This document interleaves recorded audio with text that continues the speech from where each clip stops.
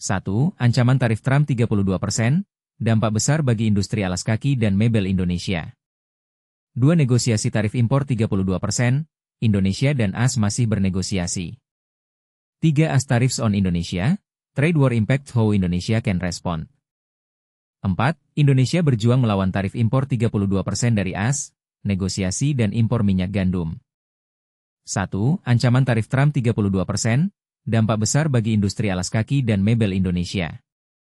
Dampak tarif Trump, industri alas kaki dan mebel Indonesia terancam. Jakarta, Kompas, para pelaku industri mendesak pemerintah untuk segera mengeluarkan kebijakan insentif dan perlindungan bagi sektor padat karya sebagai langkah antisipasi terhadap penerapan tarif tinggi sebesar 32% dari Amerika Serikat. Kebijakan insentif ini dianggap sangat penting untuk mencegah terjadinya pemutusan hubungan kerja yang masif. Yosep Billie Dosiwoda, Direktur Eksekutif Asosiasi Persepatuan Indonesia, Aprisindo, menjelaskan bahwa industri alas kaki di Indonesia menyerap tenaga kerja dalam jumlah yang sangat besar dan berperan sebagai pilar penting dalam perekonomian nasional. Namun, tantangan dari dinamika perdagangan global, seperti kebijakan tarif resiprokal yang diterapkan oleh Presiden AS Donald Trump, menjadi ancaman serius yang dapat memengaruhi keberlangsungan industri alas kaki di tanah air. Ekspor alas kaki Indonesia ke AS diperkirakan mencapai 2.393,74 juta dolar AS pada tahun 2024, meskipun mengalami fluktuasi dibandingkan tahun sebelumnya, ungkap Billie saat ditemui di kantornya di Jakarta pada Rabu, 9 Juli 2025. Data ekspor ini menunjukkan bahwa industri alas kaki domestik akan sangat terpengaruh jika Indonesia dikenakan tarif Trump sebesar 32%, yang berpotensi menyebabkan penurunan nilai ekspor. Sebagai langkah mitigasi, Aprisindo mendorong pemerintah untuk menyiapkan langkah-langkah perlindungan bagi industri alas kaki melalui dukungan anggaran negara. Beberapa insentif yang diusulkan mencakup subsidi tarif listrik pada jam puncak sebesar 50%, penetapan harga gas yang terjangkau, penghapusan pajak pertambahan nilai, PPN, serta penangguhan pembayaran BPJS ketenagakerjaan bagi para pekerja. Yosep juga menekankan pentingnya percepatan perjanjian perdagangan bebas, Free Trade Agreement FTA, antara Indonesia dan Uni Eropa melalui skema IEU-SEPA. Menurutnya, perjanjian kemitraan ekonomi komprehensif ini akan membuka akses pasar baru atau alternatif bagi Indonesia. Vietnam telah lebih dahulu menjalin kemitraan dagang serupa dengan Uni Eropa. Agar Indonesia tidak tertinggal dalam persaingan antar negara dan agar produksi tetap berjalan dengan baik dan normal, tambahnya. Surat dari Presiden Trump mengenai sikap AS terhadap hasil negosiasi perdagangan dengan Indonesia mengejutkan para pelaku industri alas kaki. Selama 90 hari, sejak 2 April 2025, Aprisindo harus menunggu dengan tarif sementara sebesar 10%. Namun, setelah 1 Agustus 2025, tarif 32% akan mulai berlaku. Meskipun tarif 10% selama 90 hari ini terasa berat, namun masih dianggap stabil untuk keberlangsungan proses produksi alas kaki di Indonesia, kata Billie. Di sisi lain, negara pesaing seperti Vietnam mendapatkan tarif yang lebih rendah, yaitu 20%. Hal ini akan membuat Indonesia kurang kompetitif dan berpotensi kalah saing jika tarif 32% diterapkan. Jika tarif tersebut benar-benar diberlakukan, anggota Aprisindo akan menghitung semua marin dampak negatif dari penerapan tarif ini untuk memastikan proses produksi tetap berjalan dan mencegah terjadinya pemutusan hubungan kerja, PHK. Jika ini terjadi, kondisi objektif Vietnam yang memiliki tarif lebih rendah akan membuat pembeli di AS mencari harga yang lebih murah dengan kualitas yang sama, sehingga potensi pesanan akan menurun dan memengaruhi proses produksi. Lanjut Billie. Oleh karena itu, keberhasilan Indonesia dalam menavigasi diplomasi akan sangat bergantung pada kekuatan diplomasi ekonomi yang solid, terukur, dan berorientasi pada kepentingan jangka panjang industri nasional. Dalam upaya ini, pemerintah perlu menyiapkan kebijakan insentif untuk melindungi industri dalam negeri. Sementara itu, Ketua Umum Himpunan Industri Mebel dan Kerajinan Indonesia, HIMKI, Abdul Sobur mengingatkan bahwa industri mebel dan kerajinan merupakan sektor padat karya yang strategis. Selain memberikan kontribusi terhadap devisa, sektor ini juga menyerap tenaga kerja dalam jumlah besar, terutama di sentra-sentra produksi seperti Jawa Tengah, Jawa Timur, Yogyakarta, Jawa Barat, dan Banten. Ia mengkhawatirkan bahwa jika tarif tinggi dari AS tetap diberlakukan, dampaknya akan sangat besar di lapangan. Penurunan pesanan akan berimbas pada kapasitas produksi yang berkurang, yang pada gilirannya dapat memengaruhi skala ekonomi secara keseluruhan. Pabrik dan workshop skala UKM pun berpotensi mengalami kebangkrutan. Gangguan pada workshop dan UKM akan terjadi karena ekosistem induk semangnya terganggu. Ujungnya adalah PHK. Ribuan bahkan puluhan ribu pekerja bisa dirumahkan, terutama di daerah-daerah basis produksi UMKM seperti Jepara, Soloraya, Pasuruan, Cirebon, dan Tasikmalaya, serta Banten, ujarnya. Tarif tinggi yang diterapkan oleh Trump akan semakin mengguncang industri jika ditambah dengan tekanan geopolitik dari permintaan yang tidak masuk akal dari AS terkait hubungan dagang Indonesia-Cina. Pembeli dari AS kemungkinan akan beralih ke negara-negara lain yang memiliki tarif lebih rendah, seperti Vietnam, Malaysia, atau India. Vietnam tetap menjadi favorit AS bukan hanya karena neraca dagang, tetapi juga karena aspek politik, ungkap Sobur. Dalam menghadapi kondisi perdagangan yang rumit ini, Himki tidak hanya mendorong pemerintah untuk memperjuangkan penurunan tarif dan memperluas akses pasar melalui misi dagang dan pameran internasional, tetapi juga meminta kebijakan insentif fiskal bagi pelaku industri. Kami meminta dukungan penuh terhadap pameran Indonesia International Furniture Expo, IFEX, 2026 sebagai tulang punggung promosi global. Selain itu, perlu ada subsidi signifikan untuk pembelian mesin dan teknologi agar produksi kita bisa efisien dan kompetitif, kata Sobur. Kebijakan lain yang tak kalah penting adalah perlindungan pasar domestik dari serbuan barang impor. Buffer utama kami saat pengalihan tujuan ekspor memakan waktu sangat lama, sehingga pasar domestik harus dijaga dengan baik. Alihkan pelabuhan impor ke luar Jawa, ke Sulawesi, sebagai salah satu langkah konkret, lanjutnya.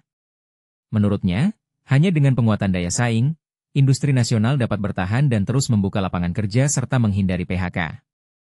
Ini adalah soal keberlangsungan jutaan pekerja, kata Sobur. Segera lakukan mitigasi. Kepala Pusat Industri, Perdagangan, dan Investasi di Institute for Development of Economics and Finance, INDEF, Andri Satrio Nugroho menekankan bahwa pemerintah perlu segera menyusun strategi mitigasi untuk menghadapi dampak dari penerapan tarif resiprokal AS, terutama terhadap industri padat karya.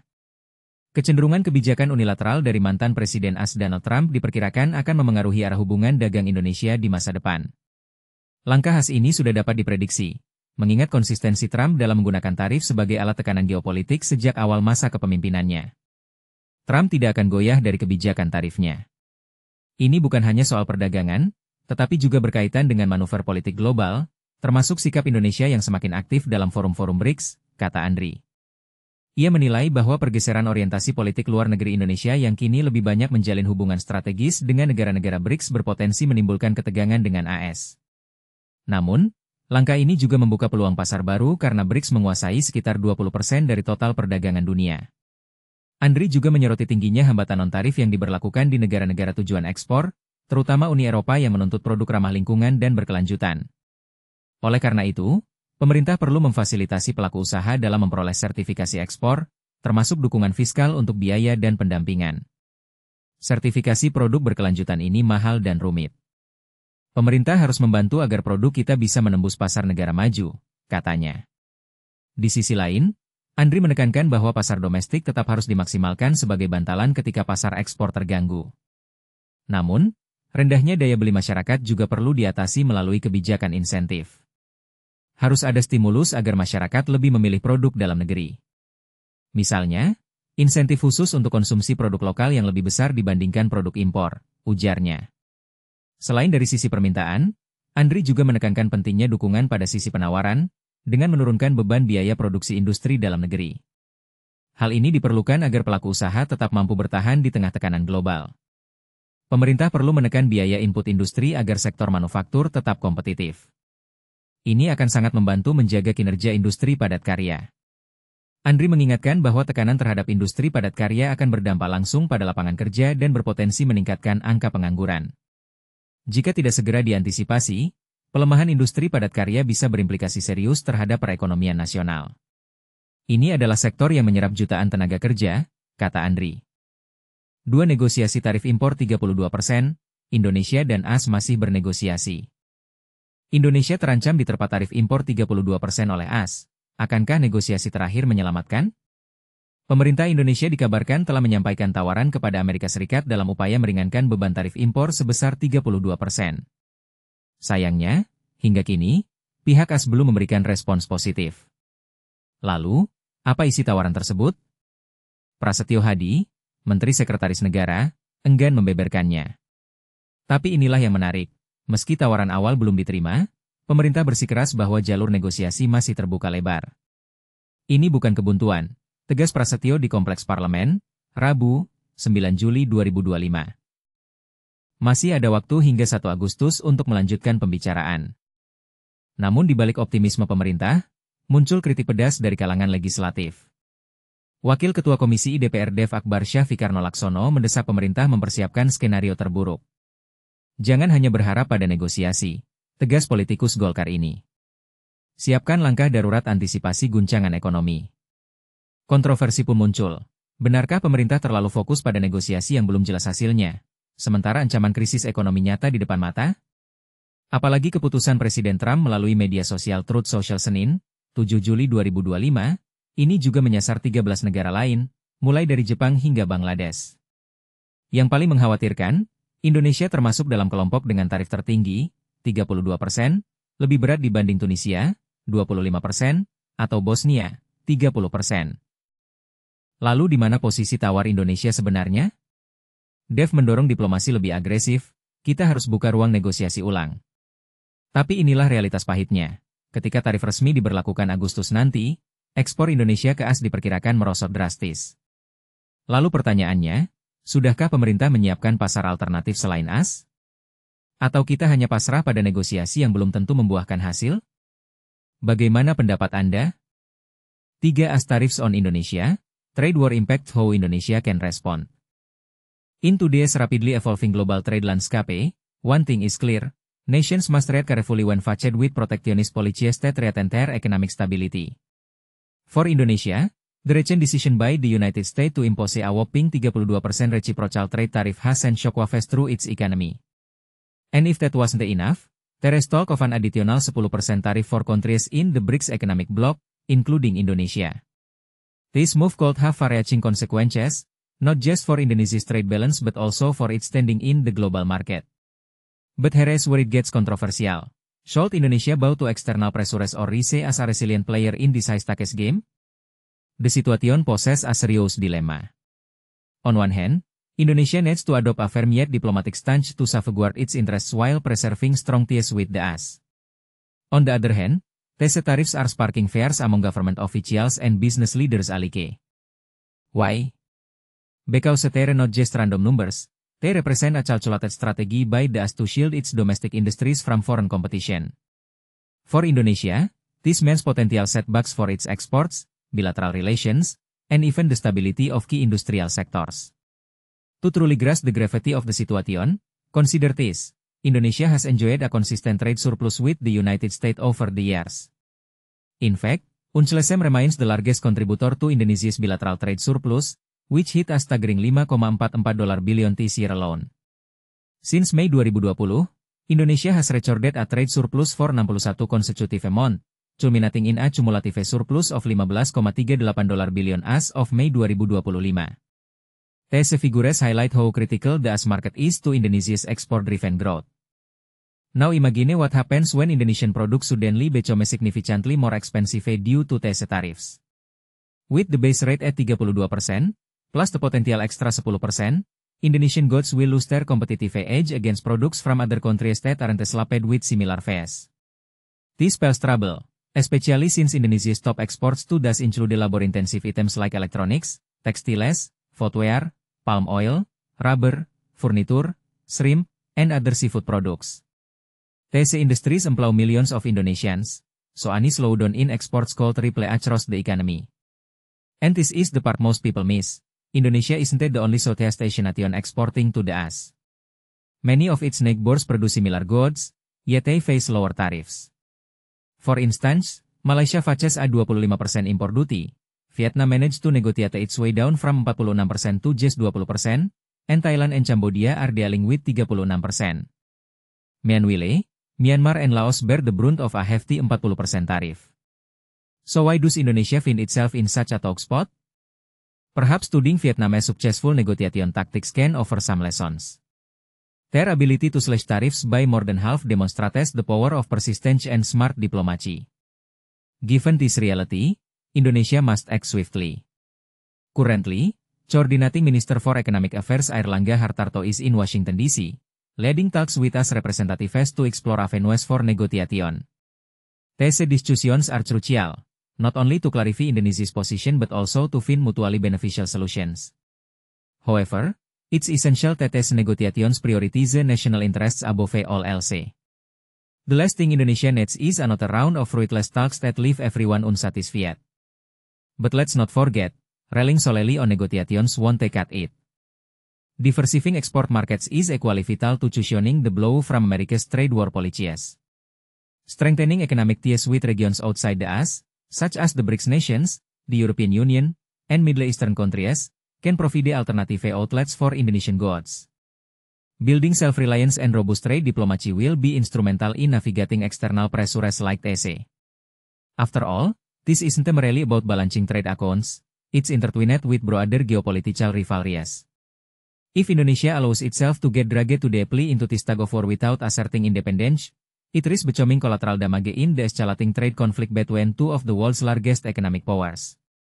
The burning question remains, can Indonesia avoid becoming the deer caught in the headlights amidst this ongoing trade storm? Or will it emerge stronger, redefining its role on the global stage? Share your thoughts in the comments below. Are we doing enough to protect our economy? Or is there still room for improvement? 4. Indonesia berjuang melawan tarif impor 32% dari AS, negosiasi dan impor minyak gandum. Indonesia rela, banjir, impor AS demi hindari tarif Trump. Strategi atau pengorbanan? Jakarta. Bayangkan ini, Indonesia dihadapkan pada tarif impor sebesar 32% yang dijatuhkan oleh Presiden Amerika Serikat, AS, Donald Trump.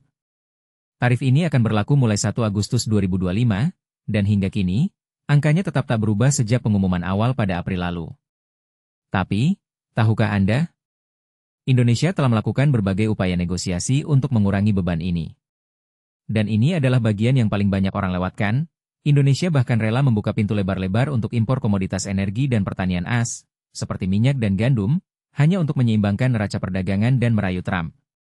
Tapi, apakah ini strategi cerdas atau justru pengorbanan yang terlalu besar? Menurut juru bicara Kementerian Koordinator Bidang Perekonomian, Kemenko Perekonomian, Haryo Limanseto, pemerintah tidak akan menyerah begitu saja. Mereka terus bernegosiasi dengan administrasi Trump di Washington. Menko Perekonomian Airlangga Hartarto bahkan langsung terbang ke AS untuk memimpin tim negosiasi. Menariknya, Airlangga berangkat langsung dari Brasil setelah mendampingi Presiden Prabowo dalam KTT BRICS. Pak Airlangga, setelah mendampingi Pak Prabowo di KTT BRICS di Brasil, melanjutkan perjalanannya ke AS dengan izin Pak Prabowo, jelas Haryo dalam konferensi pers di kantor Kemenko Perekonomian, Jakarta Pusat, Rabu, 9 Juli 2025. Airlangga dijadwalkan bertemu dengan 3 pejabat tinggi AS, Secretary of Commerce Howard Lutnick, Secretary of Treasury Scott Bessent, dan Ambasador Jamieson Greer dari United States Trade Representative, USTR. Pertemuan ini direncanakan berlangsung selama 1 hingga 3 hari ke depan.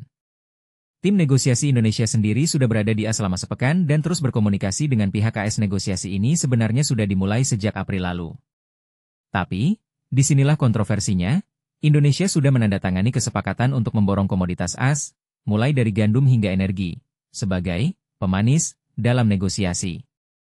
Langkah ini diharapkan dapat mengurangi tarif impor 32% yang akan berlaku. Perjanjian ini melibatkan sektor bisnis Indonesia, dengan harapan defisit neraca dagang AS terhadap Indonesia dapat segera berbalik. Transaksi yang dilakukan sebelum pengumuman tarif ini menjadi sweetener, menunjukkan bahwa defisit sudah melebihi angka yang disampaikan AS, ujar Haryo. Meskipun Haryo belum merinci nilai total dan detail perjanjian, ia memastikan bahwa perusahaan besar seperti PT Pertamina, Impor Energi, FKS Group dan PT Sorini Agroasia Korindo, Impor Jagung, Asosiasi Pertekstilan Indonesia, API, untuk impor kapas, dan Asosiasi Produsen Tepung Indonesia, Impor Gandum, sudah menandatangani nota kesepahaman. Pertanyaannya adalah, apakah langkah ini benar-benar efektif, atau justru membuat Indonesia terlalu bergantung pada impor AS? Haryo enggan berspekulasi tentang dampak kesepakatan ini terhadap kebijakan tarif Trump. Namun, ia menegaskan bahwa Indonesia akan terus berunding dan menekankan posisinya sebagai mitra dagang strategis di kancah internasional. Kami berharap mendapatkan kesepakatan yang lebih baik dari yang ada sekarang, pungkas Haryo. Bagaimana menurut Anda? Apakah strategi Indonesia ini langkah cerdas atau justru pengorbanan yang terlalu besar? Mari diskusikan di kolom komentar.